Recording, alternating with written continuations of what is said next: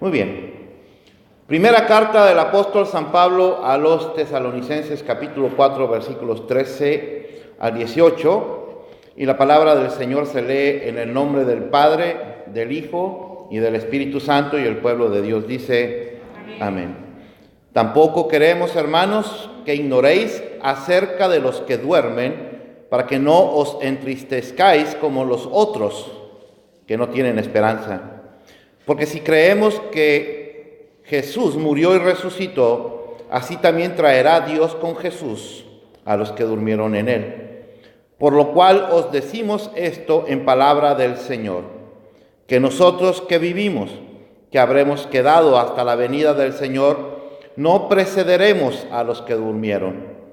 Porque el Señor mismo, con voz de mando, con voz de arcángel y con trompeta de Dios, descenderá del cielo, y los muertos en Cristo resucitarán primero. Luego nosotros, los que vivimos, los que hayamos quedado, seremos arrebatados juntamente con ellos en las nubes para recibir al Señor en el aire, y así estaremos siempre con el Señor. Por tanto, alentaos los unos a los otros con estas palabras. ¿Cuántos dicen amén? Amén. Muy bien, para muchos ya pasó toda la emoción, toda la alegría del domingo en donde estuvimos celebrando la resurrección de nuestro Señor y Salvador Jesucristo. Y como dije la semana pasada, para muchos solamente quedó en eso, en una parte meramente emocional. Pero para otros tenemos bien claro la importancia y el impacto de lo que significa la resurrección de nuestro Señor Jesucristo, ese impacto eterno que significa la resurrección de nuestro Señor Jesucristo. Por eso estamos bien alegres.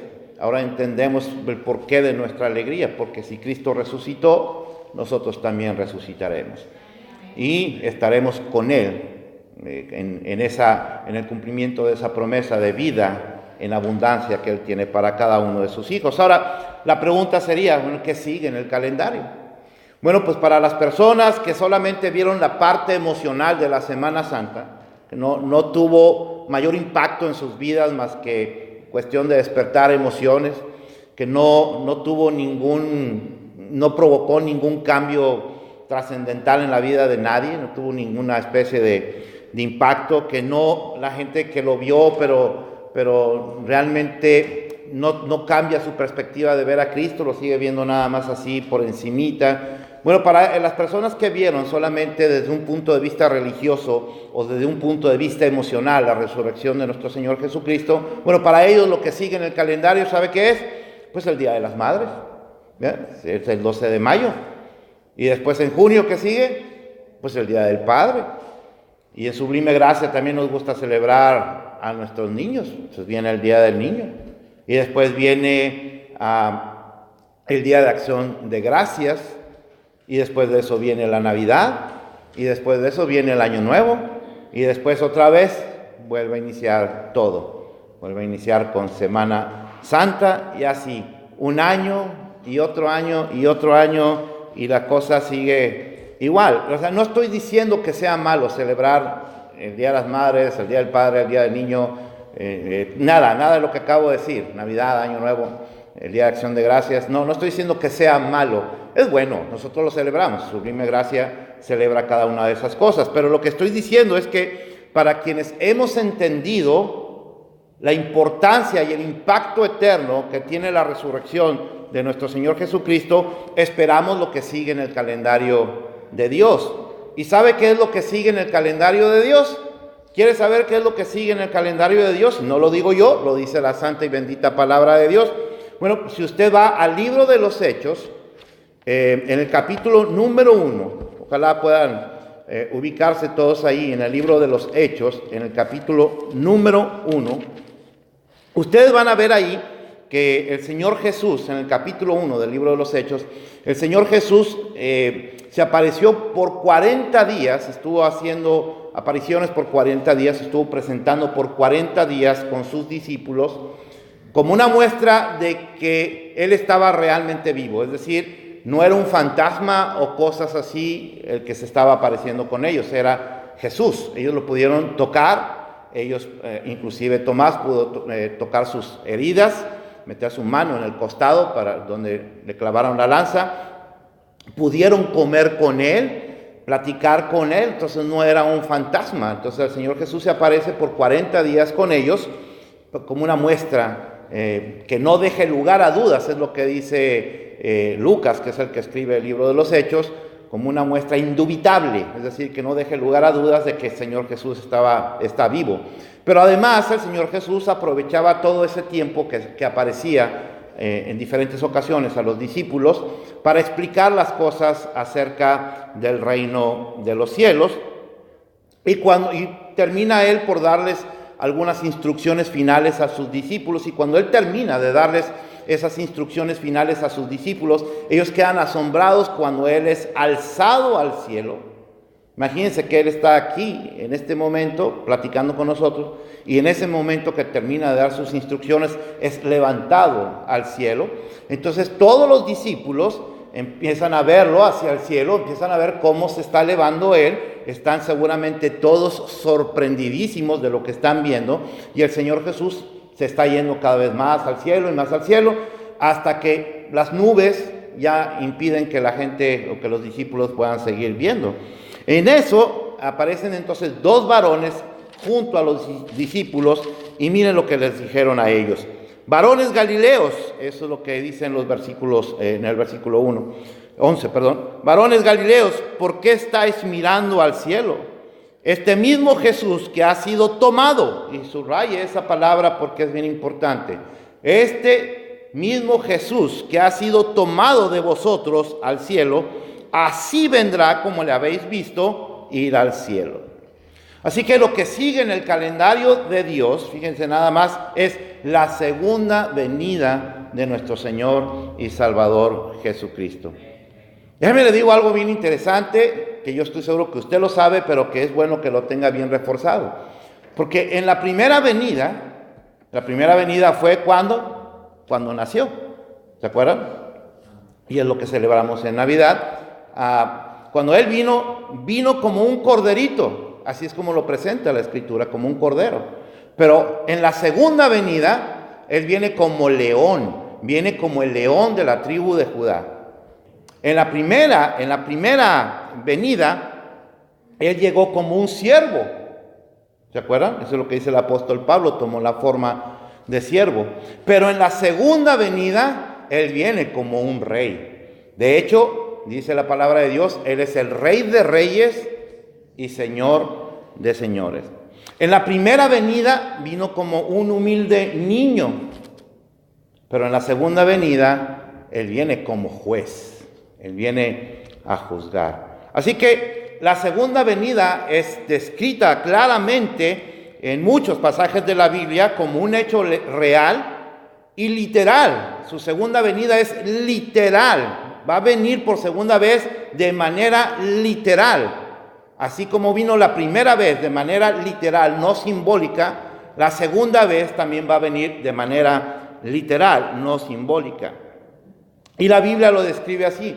Pero yo quiero centrarme básicamente en dos de las Escrituras, en dos porciones de las Escrituras, porque voy a estar trabajando con ellas en estos sermones. Y la primera de ellas la encontramos en el Evangelio que escribe el apóstol San Mateo, en el capítulo 24, en los versículos 3 al 51, el apóstol Mateo, bueno, está el Señor Jesús hablando, describe las señales que anteceden al final de los tiempos, a las señales previas al final de los tiempos. Y el Señor Jesús describe ahí su segunda venida y todo lo que va a acontecer.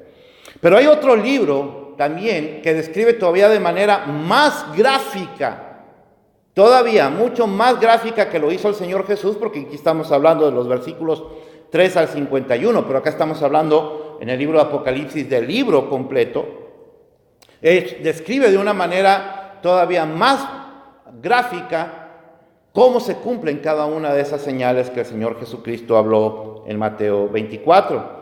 Y también describe todo lo que va a ocurrir todo lo que antecede a su venida, describe cómo va a ser su venida y describe lo que va a pasar después de su venida hasta que este mundo, como nosotros lo conocemos, se acabe. Y entonces inicie una nueva era cuando descienden los cielos nuevos y la tierra nueva que describe el libro de Apocalipsis. Y tengo que aclarar nuevamente que las señales que están descritas tanto en el Evangelio que escribe Mateo, el Señor Jesús hablando allí, como las señales que aparecen en el libro de Apocalipsis, todas son el cumplimiento de esas señales del libro de Apocalipsis, todas son literales. No piense por ningún instante que todo lo que está escrito en el libro de Apocalipsis o todo lo que dijo el Señor Jesús es de manera simbólica. No es simbólico. Va a ocurrir literalmente. No son ficción, no es una figura o una forma de hablar. Son escenas realmente tan horribles.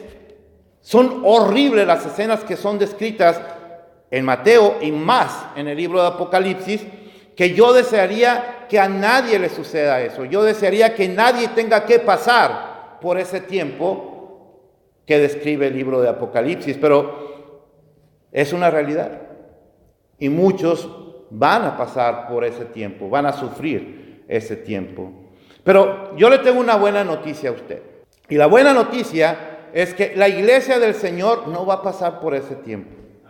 Ese tiempo de dolor, de sufrimiento que en la Biblia es descrito como la gran tribulación, que es un periodo que dura 7 años dividido en 2 partes de 3 años y medio, donde los primeros 3 años y medio son horribles y los segundos 3 años y medio son todavía peor. Entonces la iglesia no va a atravesar por ese periodo de la gran tribulación, no va a pasar por esa grande y dura prueba. ¿Por qué? Porque como vemos en el relato que acabamos de leer en la primera carta que escribe el apóstol San Pablo a los tesalonicenses, capítulo 4, desde el versículo 13 al 18, la iglesia del Señor Jesús será arrebatada al cielo antes de que todas estas cosas que acabo de describir sucedan. Entonces la iglesia del Señor va a ser arrebatada antes de que el libro de Apocalipsis empiece a dar cumplimiento a todas esas señales. Hoy quiero hablar solamente la introducción de este tema, pero es bien importante introducirlo para que quede bien claro y poder entender lo que voy a explicar en las siguientes semanas. Porque si no entendemos la introducción, entonces no vamos a poder entender todo lo que sigue. Y es bien importante entender todo lo que sigue porque es una parte fundamental en la esperanza de la vida del creyente. Así que hoy voy a predicar solamente la introducción de este tema. Y quiero empezar por decir que algunos, por no decir que muchos, confunden lo que es el rapto de la iglesia con la segunda venida de nuestro Señor Jesucristo. Entonces hay un problema al confundir el rapto con la segunda venida de nuestro Señor Jesucristo, porque si el rapto y la segunda venida son lo mismo, entonces significaría que la iglesia sí va a atravesar por un periodo de tribulación de 7 años, porque es lo mismo. Hay otras personas que creen que la iglesia sí va a ser arrebatada al cielo, pero que va a vivir parte de los 7 años de la gran tribulación, probablemente la primera mitad, los primeros 3 años y medio, entonces lo va a vivir la iglesia. Y estas señales que están descritas aquí, realmente son señales dolorosas, son señales terribles, son señales que implican demasiada angustia, dolor y desesperación. Pero la gran noticia es, no son lo mismo. No es lo mismo el rapto que la segunda venida de nuestro Señor Jesucristo. Esa es nuestra postura y es la postura de la mayoría, de la gran mayoría de la iglesia evangélica cristiana. Pero es nuestra postura no nada más porque nos conviene, ¿verdad? ¿A quién no le conviene decir, la iglesia no va a atravesar por ahí? Y otros dicen, sí va a atravesar. Pues claro, o sea, cualquiera levantaría la mano para votar que no vamos a pasar por ahí. Pero no, la postura de la iglesia o de la mayor parte de la iglesia cristiana evangélica, al decir que la iglesia no va a atravesar por el periodo de la gran tribulación, sino que va a ser raptada al cielo antes, no es por un buen deseo, sino por un estudio profundo de lo que enseña la santa y bendita palabra de Dios. A mí, en lo particular, nunca me ha gustado entrar en debate, no me gusta tener esos debates teológicos con muchas personas, porque muchas personas ni siquiera saben debatir teológicamente. Se les calienta la cabeza luego, porque viene a su mente lo que les han enseñado, lo que ni siquiera saben por qué creen lo que creen, sacan por aquí un versículo de su contexto y lo agregan para entonces decir alguna posición. Entonces a mí no me interesa eso. Algunas personas se calientan tanto que hasta empiezan a insultar. Cuando yo estaba haciendo el estudio del rapto y de la segunda venida, buscaba cómo es la reacción de la gente en internet, y créame, hay gente que se insulta tan solo porque yo creo que sí hay rapto y el otro cree que no hay rapto, que solamente es segunda venida. Uno insulta al otro, se ofenden, hermanos en la fe, ofendiéndose, hasta lanzándose al infierno unos a otros, solamente por tener una postura bastante diferente. A mí, por eso no me interesa. O sea, mucha gente no sabe debatir teológicamente. A mí me interesa cuando hay alguien que hace preguntas, contestar la pregunta que sea, y quienes me conocen saben que yo jamás contesto mi opinión. Yo contesto lo que enseña la palabra de Dios. Así que a mí me gusta estudiar, y cuando lo he entendido, me gusta enseñarlo, me gusta explicarlo, y me gusta hacerlo de la manera más sencilla para que a nadie le quede ninguna duda y todos podamos estar en el mismo canal, que no haya ninguna confusión. Entonces me interesa nada más exponer, explicar, después de analizarlo y dar todo el fundamento bíblico teológico para que usted lo pueda entonces asimilar.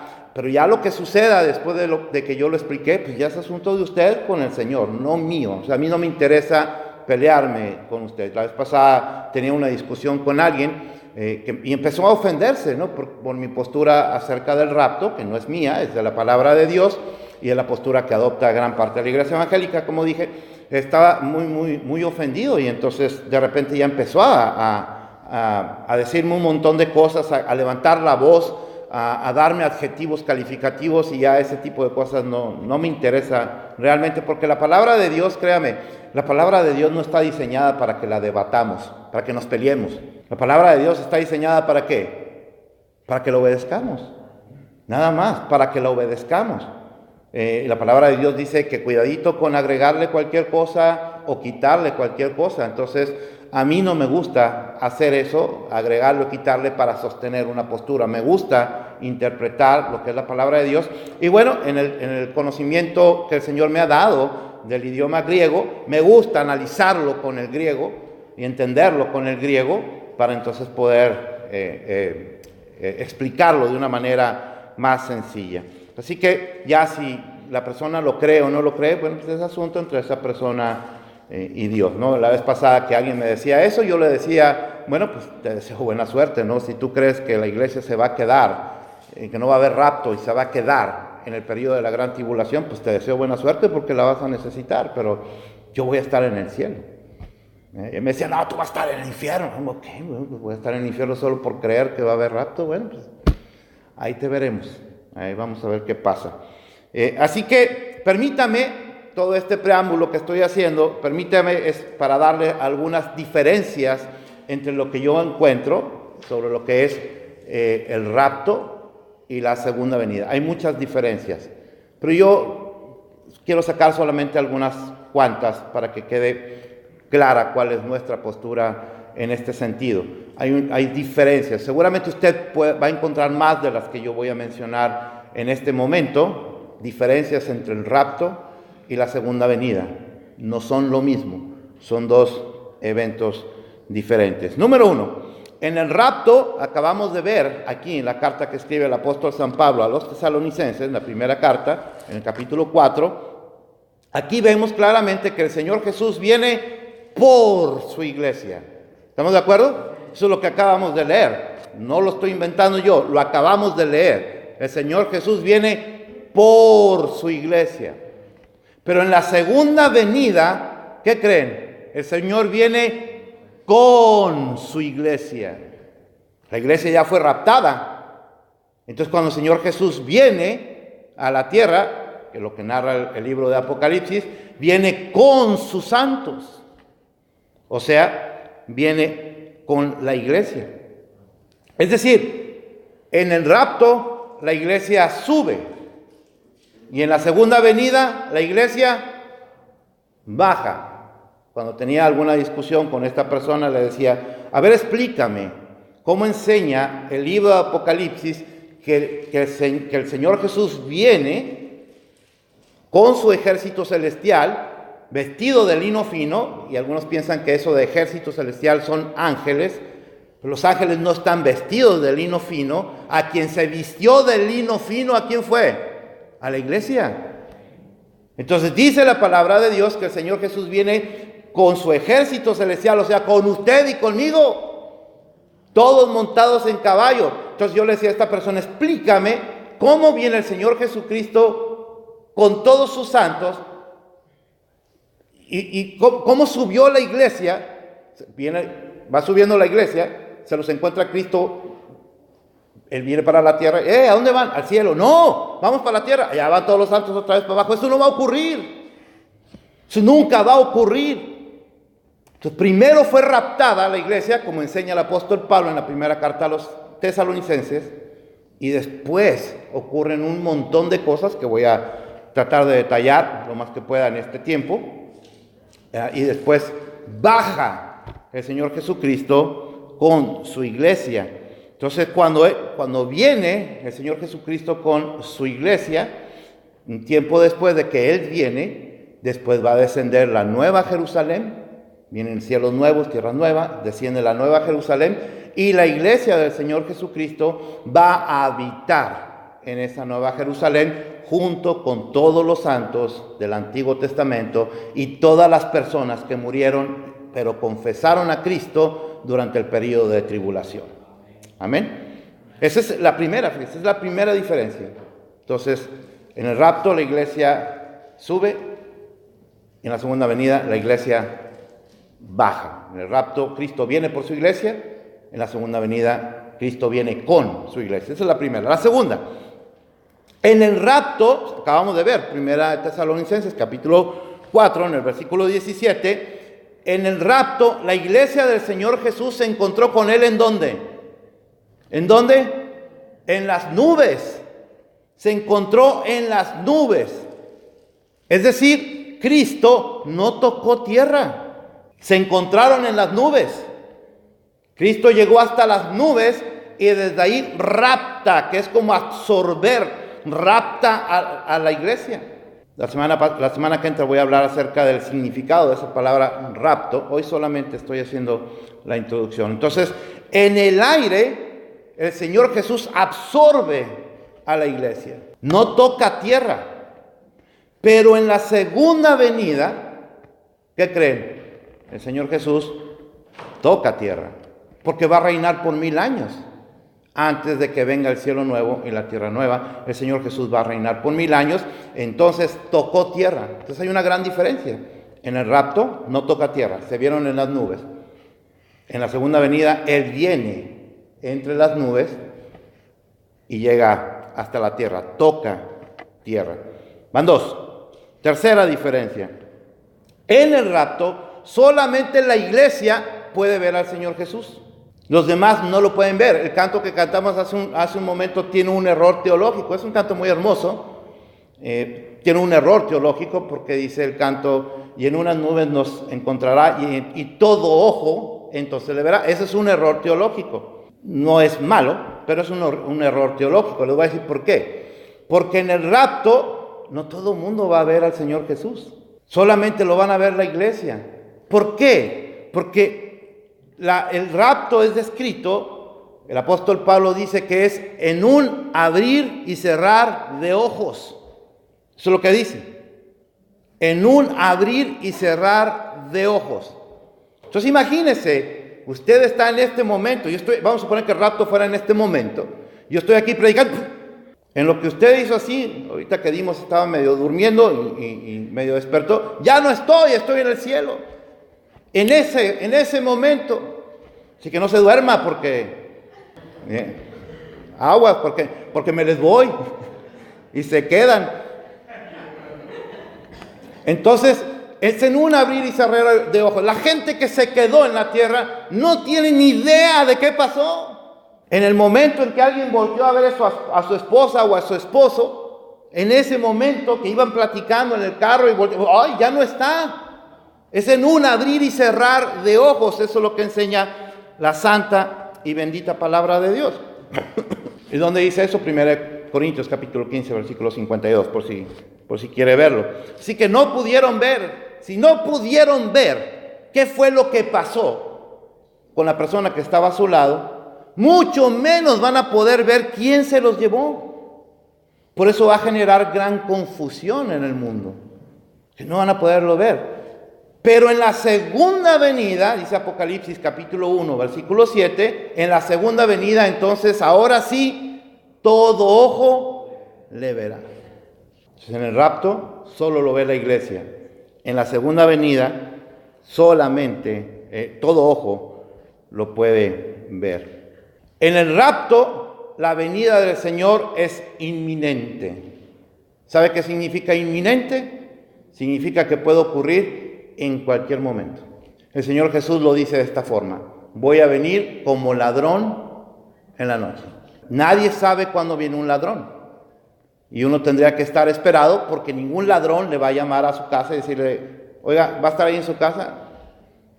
Sí, voy a estar en la noche. Oh, pues a ver cómo le hace, sálganse porque hoy me toca ir a robar su casa. Nadie hace eso.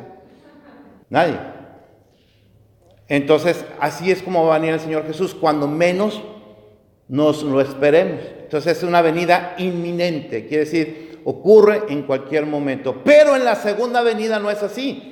En la segunda venida, para que Él venga, tiene que, vamos a suponer aquellos que no creen en el rapto, para que venga el Señor Jesucristo por segunda vez, fíjese bien, tienen que tocarse las 7 trompetas, tienen que caer las 7 copas de la ira, tienen que venir los 144,000 judíos para evangelizar, tienen que suceder un montón de cosas que ya están aquí escritas, para que después de todas esas cosas, ahora sí venga el Señor Jesucristo. Ya está escrito. Entonces no fue como ladrón en la noche, ya se sabe cuándo viene, cuando se acaben todas esas señales, y son bien claras. La séptima trompeta, la primera copa, segunda copa, la séptima copa, y pasan una serie de acontecimientos y viene el Señor Jesucristo. Entonces ya se sabe cuándo va a venir en la segunda venida. Pero en el rapto es inminente. Nadie sabe ni el día ni la hora. Y el que se lo diga, deseche esa mentira y ya ni se vuelva a parar en esa iglesia. No haga caso de las personas que adivinan cuándo va a venir el Señor Jesucristo. Si Él dijo que Él, ni los ángeles de Dios sabían ni el día ni la hora, ¿dónde cree usted que Dios se lo dijo al pastor Oscar Salinas? O sea, ¿qué tiene de espectacular el pastor Oscar Salinas para que le diga a él lo que no le dijo ni al Señor Jesús ni a los ángeles? Nada, absolutamente nada. Entonces, si alguien le dice día y hora, inmediatamente deséchelo y sálgase de ahí. En Mateo, van 4, esta es la quinta. En Mateo capítulo 4, versículos 40 al 42, dice así: entonces estarán 2 en el campo, y el uno será ¿qué? Tomado.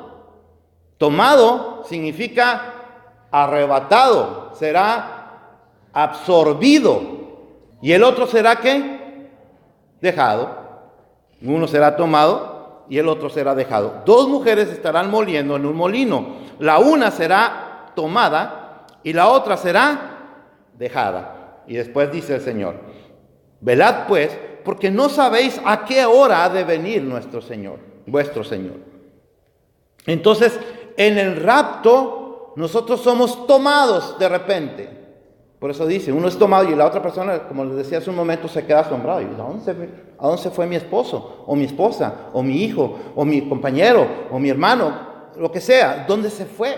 Uno fue tomado y el otro se quedó. Pero en la segunda venida, no dice que uno va a ser tomado y otro va a ser dejado. En la segunda venida, Cristo viene como juez. Van a ser juzgados los que se quedaron. Entonces se fijan que hay diferencias bien marcadas. Yo puedo agregar más todavía. La vez pasada lo discutía con mi amado hermano Edelmundo, que es estudioso de la palabra de Dios. podemos agregar más cosas a la diferencia que hay entre el rapto y la segunda venida para que podamos tener bien claro cuál es nuestra postura al respecto. Podemos agregar, por ejemplo, si usted lee el libro de Apocalipsis, interesantemente usted va a ver a la iglesia en el capítulo 1, 2 y 3. A partir del capítulo 4 y hasta el capítulo número 22 no vuelve a aparecer la iglesia. No solamente que no aparece el nombre de iglesia o la palabra iglesia, sino que no se ve ninguna actividad de la iglesia. Ninguna actividad. Si la iglesia se quedó, ¿por qué no aparece en el libro de Apocalipsis el sufrimiento de los santos? Si la iglesia se quedó en la gran tribulación.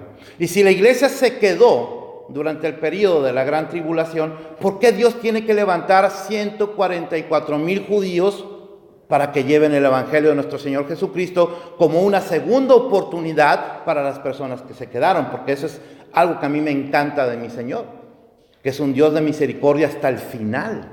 Entonces, cuando eso suceda, cuando la iglesia ya no esté y la gente haya quedado en la tierra, Dios les va a dar una nueva oportunidad a los que se quedaron. Y para eso va a levantar 144,000 judíos. Y mi pregunta es, y eso está en Apocalipsis capítulo 7 y 14. Y mi pregunta es, si la iglesia se quedó, ¿por qué entonces Dios no la usó para llevar el evangelio? ¿Por qué Dios no la usa para llevar el evangelio de nuestro Señor Jesucristo? Se fija, se da cuenta de eso. O sea, no solo no aparece, sino que no tiene ninguna actividad. Y no aparece y no tiene ninguna actividad, ¿sabe por qué? Porque no está. La iglesia fue raptada, se la llevó el Señor, según lo que nos enseña el apóstol Pablo en la primera carta a los Tesalonicenses, capítulo 4, que es lo que vamos a estar viendo. Ahora, en el libro de Apocalipsis, ya para terminar con estas diferencias, en el libro de Apocalipsis, a partir de cuando comienza el periodo de la tribulación, la Biblia destaca la figura de una persona que va a venir a poner orden y paz mundial. Y no es Cristo, porque Cristo todavía no viene. Van a tener que pasar las 7 trompetas, las 7 copas, la caída de Babilonia, va a tener que pasar las bodas del Cordero y después viene el Señor Jesús. Pero esto está en capítulo 6. Va a venir un personaje que va a venir a poner orden mundial, porque imagínense el desorden que hubo con tantos millones de cristianos que se fueron a la tierra, al cielo, en un abrir y cerrar de ojos se fueron al cielo. Entonces imagínense la incertidumbre que quedó en la tierra. Entonces tiene que venir alguien a poner orden y paz mundial. ¿Y ese sabe quién es? El anticristo. Eso es lo que enseña Apocalipsis capítulo 6, versículo 2.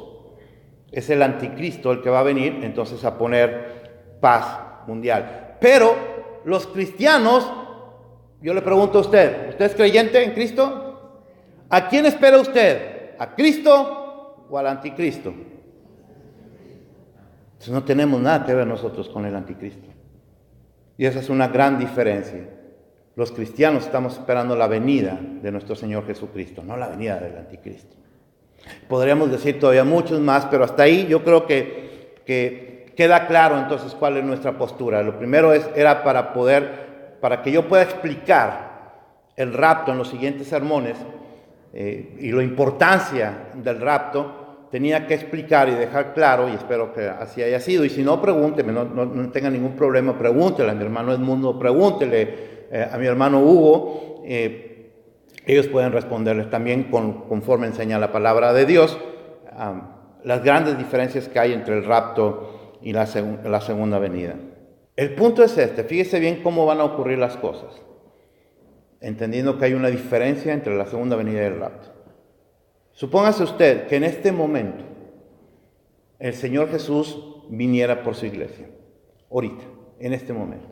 Y supóngase que entonces viene y todos los que estamos aquí, o casi todos los que estamos aquí, se van, pero se quedaron 2 o 3 por ahí. ¿Qué va a pasar? Cuando la iglesia es arrebatada, comienza un periodo, el periodo de la gran tribulación, de los 7 años, y esos 2 o 3 que se quedaron por ahí sentados van a tener una oportunidad más para confesar a Cristo como su Señor y Salvador, pero van a tener que atravesar los 7 años que dura la tribulación. Después de la tribulación, después de los 7 años, es cuando viene el Señor Jesucristo por segunda vez. Y viene, ¿sabe para qué? Para reinar por 1000 años. Y el diablo es echado en la cárcel por 1000 años, es encerrado por 1000 años solamente. Y después de los 1000 años es dejado en libertad por un poco más de tiempo. Y de eso todavía podemos hablar bastante cuál es el propósito, porque Dios tiene propósito en todo. El punto es que es liberado por un poco más de tiempo para después ser nuevamente tomado y echado al lago de fuego y azufre por toda la eternidad. Y cuando Él es echado en el lago de fuego y azufre por toda la eternidad, ya antes habían sido echados sus 2 compinches, que son la bestia y el falso profeta, de los que nos habla el libro de Apocalipsis. Entonces, después de eso, después de que el diablo es echado en el infierno, después de eso descienden cielos nuevos y tierra nueva aquí, a la tierra. Y cuando descienden los cielos nuevos y la tierra nueva, desciende la nueva Jerusalén que está descrita en Apocalipsis capítulo número 22.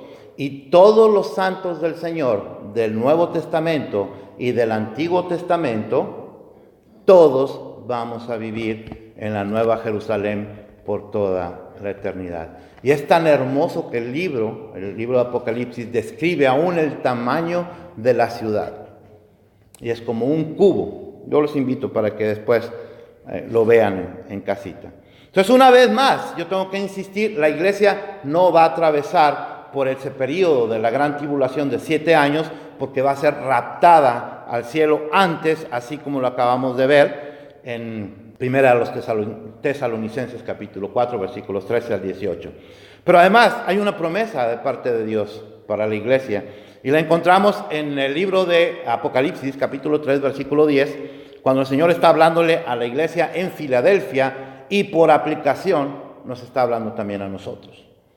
Fíjese lo que le dijo a la iglesia en Filadelfia en Apocalipsis capítulo 3, versículo 10. Por cuanto has guardado la palabra de mi paciencia, yo también te guardaré de la hora de la prueba que ha de venir sobre el mundo entero para probar a los que moran sobre la tierra.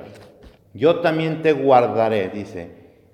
Y si a usted le gusta investigar el significado de las palabras para que se enamoren más.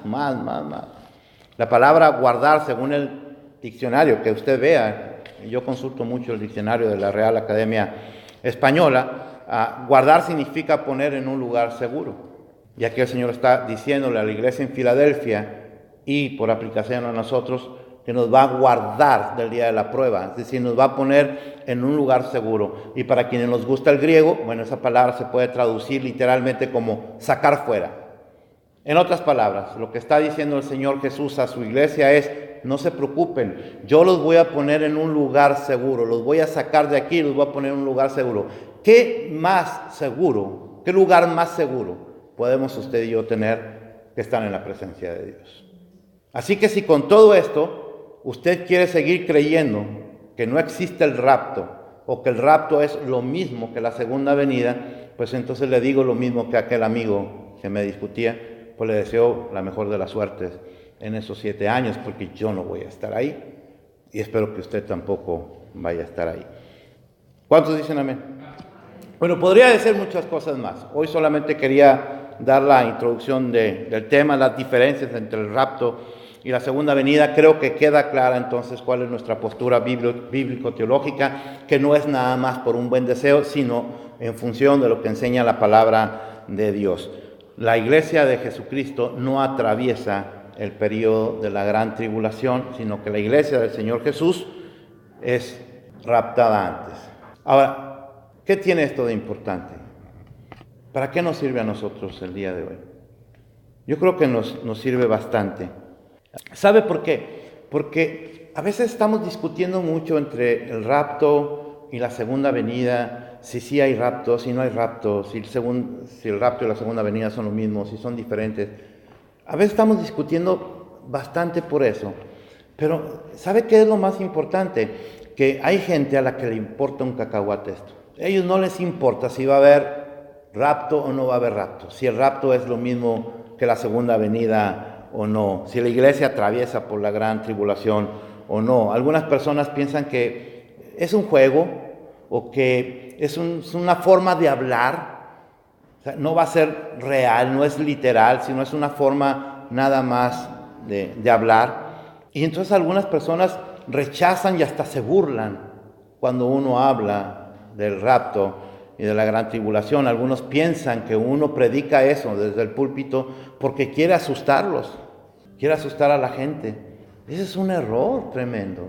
¿Cómo quiere uno asustar a la gente cuando Dios nos está dando la esperanza del futuro glorioso? Y aun si es una persona que no cree en Cristo, que nunca lo ha confesado como Señor y Salvador de su vida, no es un libro para asustarle, es un libro para decirle: Dios te ama y Dios quiere librarte de esa ira. Así que lo que enseña la palabra de Dios de ninguna manera es para amenazar o para asustar. El libro de Apocalipsis es un libro de gozo, por si usted no lo sabía. El libro de Apocalipsis nos enseña el triunfo de nuestro Señor Jesucristo sobre Satanás y sobre el mal, y el gozo eterno de su iglesia con Él, cuando la iglesia, que es conocida como la novia del Cordero, se convierta en la esposa del Cordero en el libro de Apocalipsis. Así que es un libro de paz, de seguridad, de esperanza. Es un libro que nos enseña cómo adorar a Dios. Pero la gente prefiere enfocar en los acontecimientos feos. ¿Por qué enfocas ahí? Si Dios te está dando la oportunidad de que tú no vivas eso y te está anunciando que eso va a ocurrir. No es una posibilidad, eso va a ocurrir, está escrito y así es. Algunas personas dicen: no hay peor cosa que lo que estamos viviendo ahora. El infierno es lo que estamos viviendo ahora. Y yo le diría a esa persona: ¿lo que estás viviendo ahora te parece un infierno? Sí, me parece un infierno. Tú vas a desear vivir en este infierno que vivir en donde te espera si no entregas tu vida a Cristo. Y déjeme le digo algo y quiero que se le quede bien marcado en su mente y en su corazón, porque yo no quiero que se acuerde de estas palabras que le voy a decir. Yo no quiero que se acuerde el día que comience la gran tribulación y diga: yo me acuerdo que había un pastor loco que fui a visitar una vez a la iglesia, y un pastor loco empezó a hablar del fin del mundo, amenazándonos y asustándonos a todos, y no le creí. Yo no quiero que se quede con esas palabras. Fíjese lo que le voy a decir ahora, que todavía es tiempo. Yo no quiero que lo que está escrito como profecía en la Biblia, usted lo vaya a leer como el periódico de hoy, cuando estén ocurriendo las cosas. Y la diferencia entre creer la palabra profética del Señor y el periódico de hoy, cuando esos acontecimientos estén sucediendo, la diferencia la hace Cristo Jesús. Cuando eso sucede, millones de cristianos se van a ir. Pero ¿sabe qué es lo más triste? Que muchas personas que se decían cristianas se van a quedar. ¿Sabe por qué? Porque eran cristianos de apariencia. Y realmente aparentaban ser muy buenos cristianos, pero Dios conoce realmente nuestro corazón, nuestras intenciones. Algunos eran solamente religiosos, pero no tenían ninguna relación con Cristo. Y va a ser triste que el Señor viniera hoy por su iglesia y se quedaran 2 o 3 de esos que decían: pero si yo iba a la iglesia, si yo leía la Biblia ahí de vez en cuando, pero la veía, si yo daba una ofrenda, ¿por qué me dejó el Señor? Porque el Señor conoce nuestros corazones, nada más por eso. Y algunos viven un cristianismo superficial. Y esos que viven un cristianismo superficial son a quienes no les gustan esta clase de mensajes. No me hables del infierno, no me hables del pecado, no me hables de la gran tribulación, eso me asusta. Háblame del campeón que hay en mí. Háblame de que Dios me quiere hacer millonario, que Dios me quiere sanar, háblame de eso, no me estés hablando de esto otro. Y muchos de ellos se van a quedar. Fueron cristianos de religión, pero no de relación. Fueron cristianos de palabra, pero no de hecho. Y yo no le estoy juzgando a usted porque yo no le conozco. Solamente Dios conoce lo que hay en su corazón y en mi corazón. Yo se lo digo porque yo no quisiera que si eso ocurriera hoy, todos ustedes se fueran y yo me quedara. Porque el que vivió un cristianismo superficial era yo y los engañé muy bien a todos ustedes. Pero a Dios no. ¿Cuándo va a suceder todo esto? No lo sabemos. Dice el Señor Jesús que ni el día ni la hora. Pero lo que sabemos es que para la segunda venida ya hay señales. Pero para el rapto no. Puede ser ahora, en este mismo instante. Y cada segundo que transcurre es un segundo que usted pierde si no le ha entregado su vida a Cristo. Es un segundo en donde está corriendo más el riesgo de quedarse. Y si usted piensa que lo que estamos viviendo ahora es lo peor, no. Mire lo que dice el Señor Jesús, Mateo 24:21. Porque habrá entonces gran tribulación, cual no ha habido desde el principio del mundo hasta ahora, ni la habrá. Así que esto es nada para lo que viene. Esto que estamos viviendo en el mundo es nada para lo que usted viene, para lo que viene.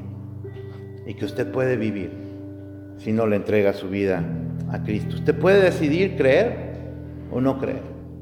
Usted puede decir, ese está loco.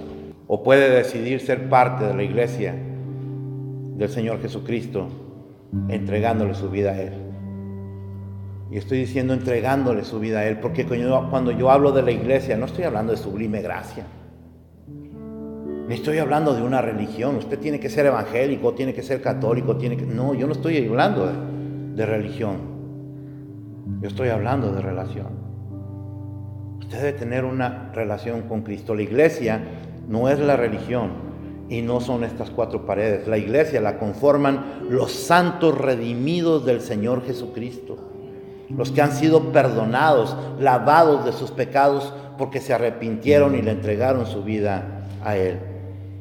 Son aquellos que viven por Él, para Él, en Él. Y si usted no le ha entregado su vida a Cristo, en verdad, hermano, hágalo.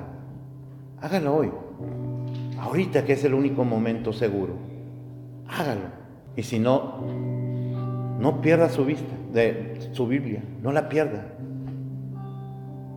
Porque usted va a ir revisando esa Biblia, si acaso le dejan tenerla en ese tiempo de la gran tribulación. Usted va a poder ir viendo en esa Biblia las cosas que siguen. Y yo no se lo deseo a usted. Hay personas que se aterran, se llenan de pánico, de miedo. Y yo he escuchado cristianos diciéndome, yo no leo el libro de Apocalipsis, me llena de miedo. Es que entonces no tienes claro lo que significa el libro de Apocalipsis. La gente tiene miedo de todo lo que va a ocurrir, claro, porque no le han entregado su vida a Él y van a pasar por eso. Tienen razón de tener miedo. Pero los que somos hijos de Dios, los que le hemos entregado nuestra vida a Cristo, nosotros repetimos las palabras que escribe el apóstol Juan en Apocalipsis capítulo 22, en los versículos 17 y 20. Fíjese lo que dice. Y el Espíritu y la esposa dicen, la esposa es la iglesia, ven. Y el que oye diga, ven. Y el que tiene sed, venga. Y el que quiera, tome del agua de la vida gratuitamente. El que da testimonio de estas cosas, ciertamente vengo en breve. Amén. Sí. Ven, Señor Jesús, dice la palabra de Dios. El creyente anhela la venida del Señor Jesucristo para estar con Él por toda la eternidad. El creyente no tiene miedo de estar leyendo el libro de Apocalipsis. Al contrario, lo lee y se llena de esperanza. Porque el mal no podrá triunfar ni sobre su vida, ni sobre la iglesia, mucho menos sobre el Señor. Así que el libro de Apocalipsis no es para tener miedo. Pero los que no han creído en Cristo, tengan mucho miedo. Tengan mucho miedo. Porque van a sufrir. Y yo espero que usted y yo no seamos ninguno de ellos. Yo espero verlos a todos ustedes en el cielo. ¿Cuántos dicen amén? Vamos a alabar al Señor.